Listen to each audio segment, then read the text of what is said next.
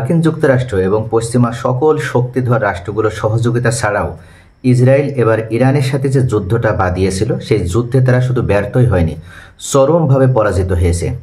অথচ কী কারণে তারা এই যুদ্ধে পরাজিত হলো? ইরান তো এককভাবে যুদ্ধে লড়াই করেছে, তাদের সাথে অন্য কোনো রাষ্ট্র সহযোগিতা দূরে থাক, তাদের পাশে দাঁড়িয়ে অন্তত পশ্চিমাদের বিরুদ্ধে একটি অস্ত্র সহযোগিতাও করেনি ইরানকে। ইরান এককভাবে এইভাবে লড়াই করার মাধ্যমে যে যুদ্ধে জয়লাভ করবে, হয়তো যুদ্ধ শুরু হওয়ার পূর্বেও কখনো কেউ কল্পনাও করতে পারেনি। মার্কিন গোয়েন্দা সংস্থা, ইসরায়েলের গোয়েন্দা সংস্থা সকলেই আশাবাদী ছিল যে এই যুদ্ধে তারা ইরানকে পরাজিত করবে এবং ইরানের উপরে অন্যায়মূলকভাবে বেশ কিছু দাবি দেওয়া তারা চাপিয়ে দিতে সক্ষম হবে। কিন্তু শেষ পর্যন্ত হয়েছে সম্পূর্ণ বিপরীত।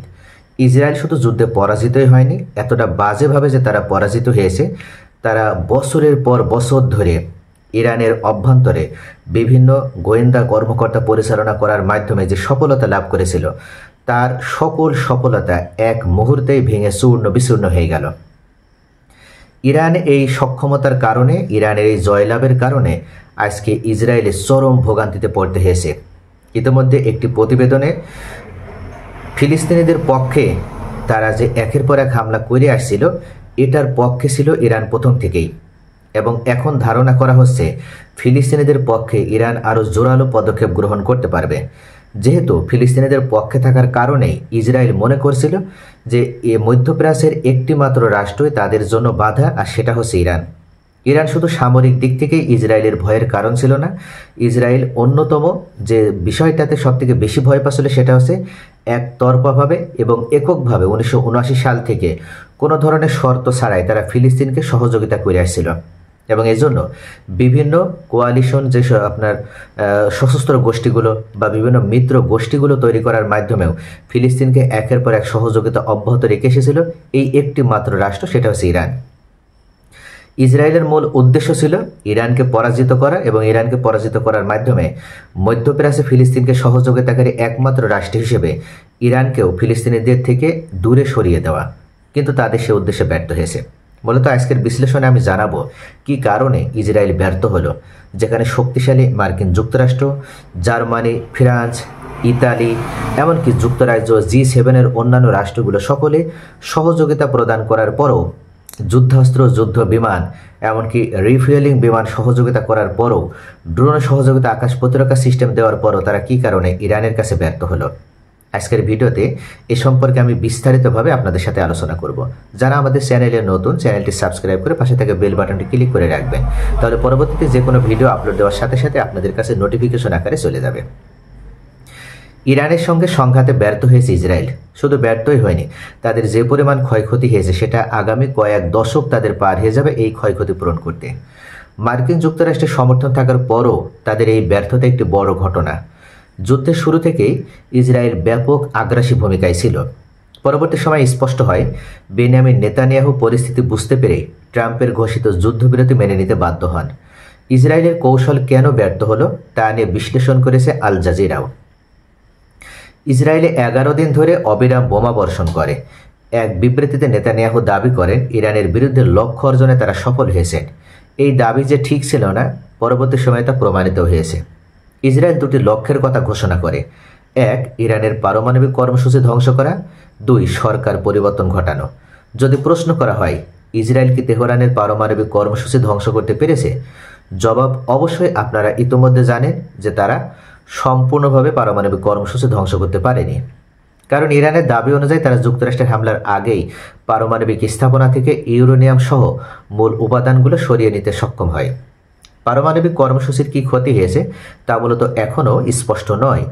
বাংকার বাস্টার বোমা ফেলতে ইসরায়েলের অনুরোধেই যুক্তরাষ্ট্র রক্ষা করলেও আর কোনো সহযোগিতা ইসরায়েল পায়নি। ইসরায়েল ইরানের সরকার পরিবর্তন দূরের কথা, এই সরকারকে তারা টলাতেও পারেনি। তবে এই লক্ষ্যে নেতানিয়াহু কিছু পরিকল্পনায় সফল হয়েছে। তা হলো ইরানের শীর্ষ সামরিক কর্মকর্তা ও পরমাণু বিজ্ঞানীদের হত্যা। এটা ইরানের জন্য একটা গুরুতর ক্ষতি। ইসরায়েল শত্রু দেশকে অস্থিতিশীল করতে চেয়েছিল, সেটাও ঘটাতে পারেনি। ইরানের রাজনৈতিক ব্যবস্থায় বড় কোনো পরিবর্তনও তারা আনতে পারেনি। ইসরায়েল বিপ্লবী গার্ড কর্পসের জ্যেষ্ঠ কমান্ডারদের হত্যা করেছে। এর ফলে হয়েছে উল্টো, ইরানের জনগণ আয়াতুল্লাহ আলী খামেনি সরকারের প্রতি আরও বেশি সংহতি প্রকাশ করেছে। ইসরায়েল মনে করেছিল হামলা অব্যাহত রাখলে ইরানি জনগণ সরকারের বিরুদ্ধে বিক্ষোভ দেখাবে, কিন্তু ইরানিরা শুধু সরকার নয়, পুরো দেশের পক্ষে তারা দাঁড়িয়ে পড়ে। ইসরায়েল এভিন কারাগারেও হামলা করে। এই কারাগারটিতে সরকার বিরোধী রাজনৈতিক নেতারা বন্দী ছিল।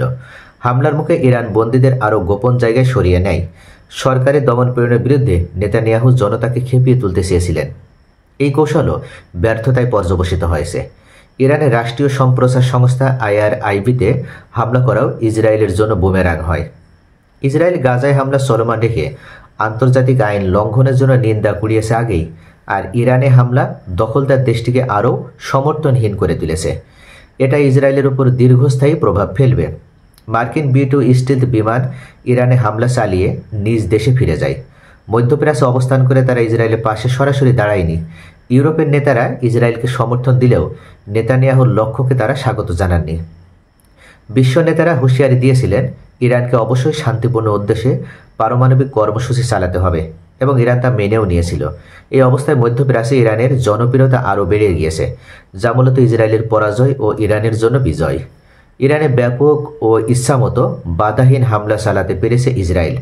তবে ইরানি হামলায় ইসরায়েলের প্রাণকেন্দ্র তেল আবিব ও হাইফা ব্যাপক ক্ষতিগ্রস্ত হয়েছে। বিমান প্রতিরক্ষা ব্যবস্থা ভেদ করে বারবার ইরানের ক্ষেপণাস্ত্র ইসরায়েলের শহরগুলোতে হামলে পড়েছে।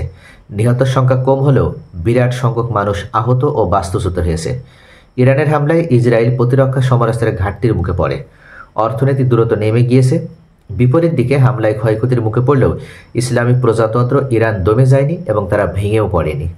কাতারে মার্কিন ঘাঁটিতে হামলার পর ট্রাম্প যুদ্ধবিরতির ঘোষণা তেহরানের জন্য আরেকটি বিজয় ছিল। তাছাড়া ইরান শেষ মুহূর্ত পর্যন্ত হুঙ্কার দিয়েছে শক্তিশালী প্রতিপক্ষের বিরুদ্ধে, যা বিশ্ব দরবারে দেশটির মাথা সমুন্নত করেছে। এখন পর্যন্ত ইরানের সর্বোচ্চ ধর্মীয় নেতা আয়াতুল্লাহ আলী খামেনি উল্লেখ করেছেন, তারা কখনো যুদ্ধবিরতি করে না, তারা কখনো যুদ্ধে পরাজয় মেনে নেয় না। অর্থাৎ এই যে যুদ্ধবিরতিটা হয়েছে, এটা মূলত পশ্চিমাদের মাধ্যমে ইসরায়েলকে রক্ষা করার জন্য তারা এই যুদ্ধবিরতি করেছে।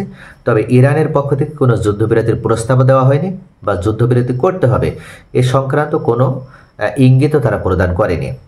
তবে সর্বশেষ যেহেতু তারা যুদ্ধবিরতি ঘোষণা করেছে, তাই ইসলাম অনুযায়ী এবং মানবতার দৃষ্টিকোণ থেকে ইরানও আর তাদের বিরুদ্ধে কোনো সামরিক পদক্ষেপ নেবে না।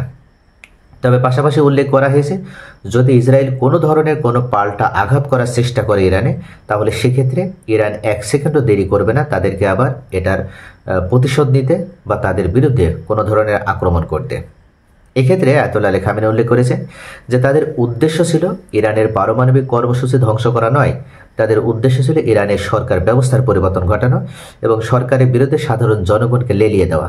এটার মাধ্যমে তারা প্রমাণ করতে চেয়েছিল যে ইরানকে খণ্ড বিখণ্ড একটা রাষ্ট্র তারা পরিণত করতে চায়। মূলত এইভাবে তারা ইরানকে একটা স্থায়ীভাবে দুর্বল রাষ্ট্রে পরিণত করতে চেয়েছিল। তাদের উদ্দেশ্য ছিল তারা 1990 সালে যেভাবে সোভিয়েত ইউনিয়নকে ভেঙে 15টি স্বাধীন রাষ্ট্রে পরিণত করতে পেরেছিল বা 15টি স্বাধীন রাষ্ট্রের উদ্ভব ঘটাতে সক্ষম হয়েছিল, যেটার মাধ্যমে তারা সেই সাবেক শক্তিশালী সোভিয়েত রাশিয়াকে একবারে দুর্বল রাষ্ট্রে পরিণত করেছে। সেম একইভাবে এই মুহূর্তে মধ্যপ্রাচ্যের এবং মুসলিমদের আশা ভরসার প্রতীক হিসেবে ইরানকে যদি তারা ভেঙে খণ্ড বিখণ্ড করে ফেলতে পারে, তাহলে তাদের উদ্দেশ্য সফল হবে এবং তারা ইরানকে একটা দুর্বল রাষ্ট্রে পরিণত করতে পারবে। আর এই উদ্দেশ্য নিয়েই তারা মূলত ইরানে হামলা চালিয়েছিল।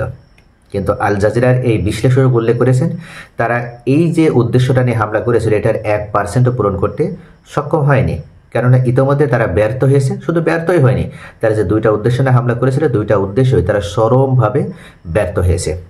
তো প্রিয় ভিউয়ার, সকলে ভালো থাকুন। Thanks for watching.